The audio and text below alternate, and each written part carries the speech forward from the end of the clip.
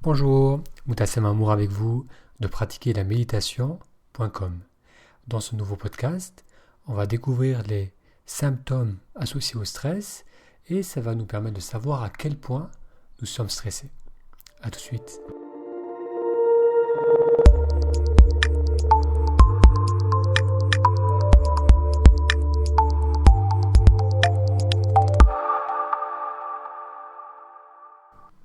Si nous savons aujourd'hui que le stress affecte notre vie, jusqu'à quel point sommes-nous touchés par ce mal des temps modernes? On va découvrir dans ce podcast quels sont nos symptômes de stress et quelle est la première étape vers une meilleure gestion de ce stress. Alors avant d'énumérer les symptômes qui sont associés au stress, on va découvrir ses bienfaits. Car notre aptitude à réagir au stress fait partie de la nature humaine. En effet, le stress nous permet de grandir et d'évoluer. Imaginez un enfant qui serait surprotégé, tout le temps au chaud, jamais grondé, isolé des autres enfants. Que se passera-t-il alors lorsqu'il sera exposé au monde extérieur? Il y a de fortes chances qu'il tombe facilement malade et qu'il ait du mal à fonctionner dans la société. Le stress, il surgit lorsque notre environnement nous pousse en dehors de notre zone de confort. Cela nous conduit à nous adapter et nous renforce physiquement, mentalement et émotionnellement. Prenez une personne qui ne fait aucune activité physique et qui passe ses journées dans le canapé face à la télévision. Amenez-la faire une randonnée en montagne. Au début, ça va stresser sa respiration, ça va faire travailler son cœur, ça va stresser son cœur, ses muscles. Et l'expérience sera certainement déplaisante, surtout au début. Mais si cette personne persiste dans ses randonnées, elle va graduellement renforcer sa santé physique et probablement aussi elle va se sentir plus en confiance et elle va aussi avoir une meilleure joie de vivre.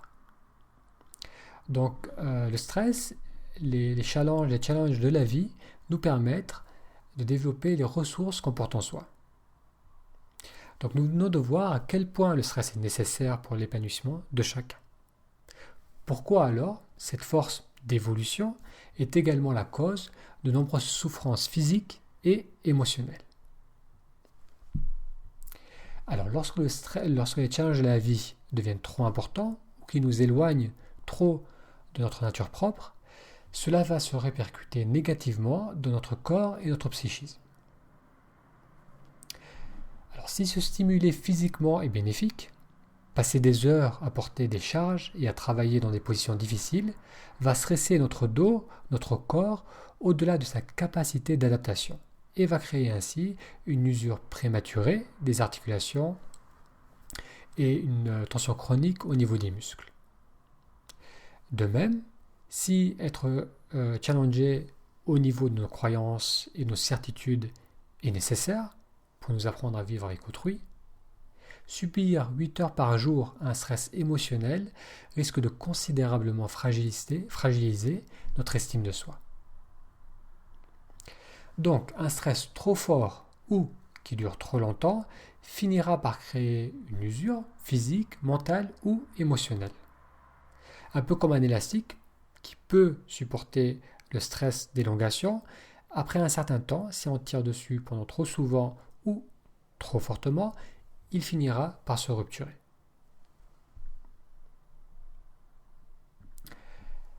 Alors, on va découvrir une liste des symptômes qui sont dus à un stress trop important.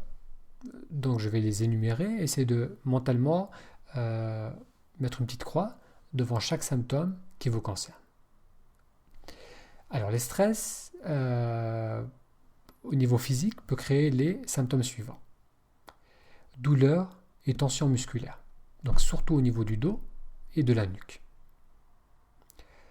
Problèmes digestifs ou intestinaux. On peut avoir de l'acidité, des ballonnements, parfois des douleurs au ventre. Essoufflement et sentiments d'oppression sont aussi certains des symptômes physiques associés au stress. Tachycardie qui est un battement trop rapide du cœur. On peut également avoir le sommeil perturbé et se sentir fatigué. Voilà donc quelques-uns des symptômes qui sont associés au stress et qui se manifestent au niveau physique. Alors découvrons maintenant les symptômes émotionnels et mentaux qu'on peut avoir lorsqu'on est excessivement exposé au stress.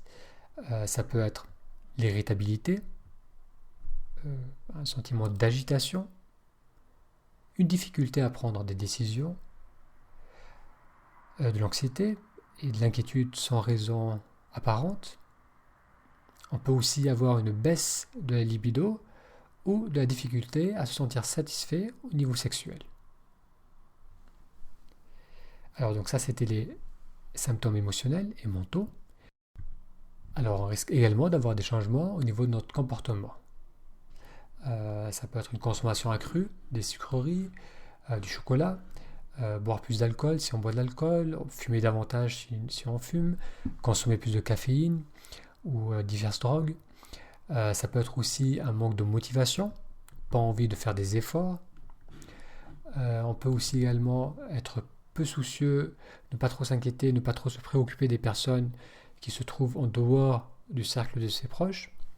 Donc tout ça, ce sont des manifestations également au niveau de notre comportement lorsqu'on est exposé à un stress continu. Alors si vous avez quelques-uns de ces symptômes, il est alors fort probable que votre environnement impose sur vous un stress que vous n'arrivez plus à intégrer. Comment faire alors pour mieux gérer votre stress et ainsi moins subir les symptômes qui lui sont associés? Alors la première étape vers une meilleure gestion du stress consiste à prendre conscience que c'est notre réaction au stress qui prime sur les facteurs de stress. En d'autres termes, il faut se concentrer sur soi et sur notre susceptibilité au stress plutôt que sur les causes de ce stress. Car en effet, dans la majorité des cas, on ne va pas pouvoir changer ces facteurs externes. C'est difficile de changer son patron, ses clients, son partenaire, la circulation ou tous ces événements extérieurs qui peuvent nous irriter ou nous stresser. La seule chose que l'on puisse vraiment changer, c'est notre façon de réagir à cet environnement.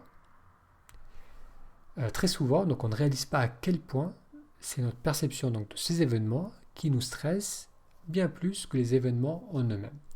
Donc ce que j'aimerais faire maintenant, c'est vous donner 3 exemples pour vraiment montrer à quel point cette susceptibilité au stress va affecter notre façon de réagir à une situation donnée. Alors, dans le premier cas que j'aimerais partager avec vous, c'est celui d'une femme qui avait la quarantaine passée. Cette femme, je l'ai rencontrée à mon cabinet, donc elle était venue me consulter pour des douleurs chroniques au cou et dans les épaules qui, selon elle, s'aggravaient avec le stress. Donc on a fait des soins et en plus des soins, je lui ai montré des étirements et des exercices de respiration qu'elle pouvait faire à la maison. Après une période de 4 semaines, on a fait le point. Elle a noté beaucoup moins souffrir de sa nuque et avoir retrouvé une mobilité qu'elle n'avait plus depuis des années.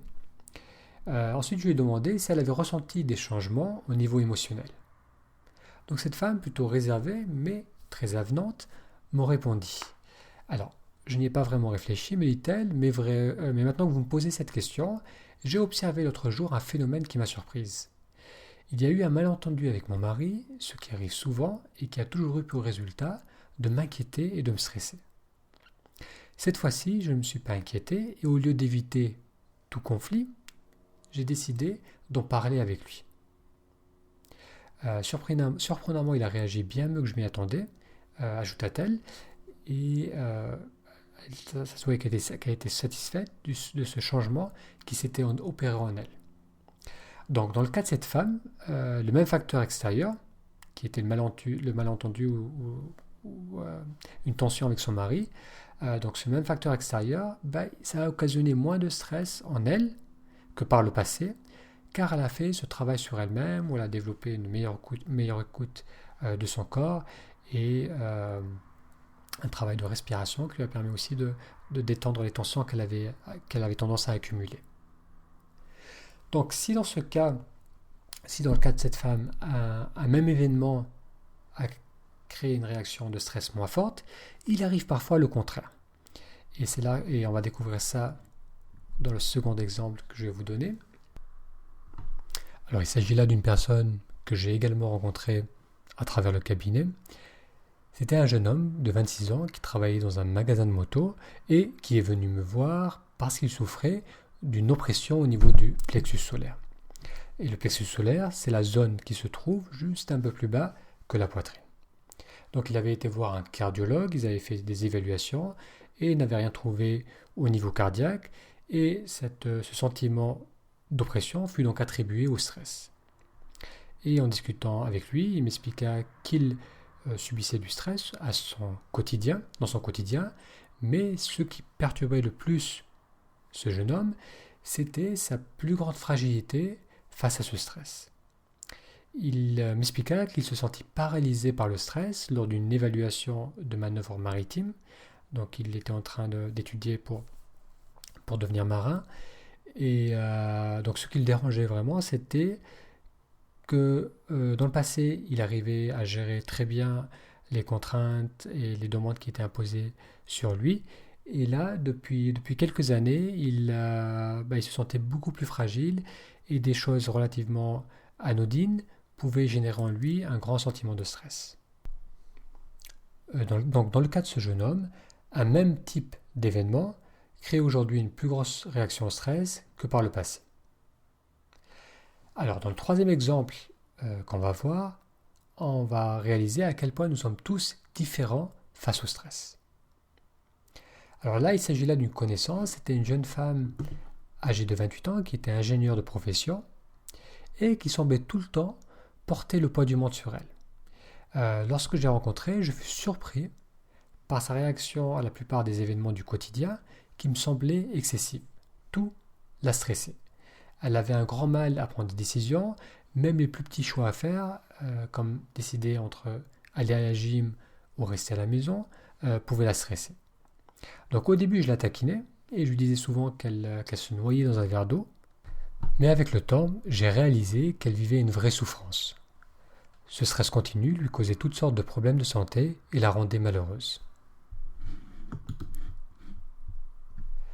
Alors ces trois exemples nous montrent à quel point notre perception du monde joue un rôle fondamental sur l'effet que le stress va avoir sur nous. Il s'agit alors de travailler sur soi plutôt que de perdre son énergie à se plaindre des causes externes. Alors il est évident que certains facteurs externes, ça peut être la situation au travail, un conflit avec un proche, peuvent polluer notre vie affective et notre bien-être mental, et qu'un changement externe soit nécessaire. Mais ce qui est intéressant, que j'ai pu observer personnellement et également chez de nombreuses personnes, c'est que lorsque l'on fait un travail sur soi-même, cela finit par affecter les sources externes de stress. Comme par magie, les personnes autour de soi nous semblent moins irritantes et certains de ces problèmes qui nous stressaient, ils se résolvent d'eux-mêmes. Alors, ce podcast, c'était le premier d'une série d'enregistrements sur comment gérer le stress. Et dans le prochain podcast, on va découvrir la deuxième étape pour une meilleure gestion du stress. Merci de m'avoir écouté et à bientôt.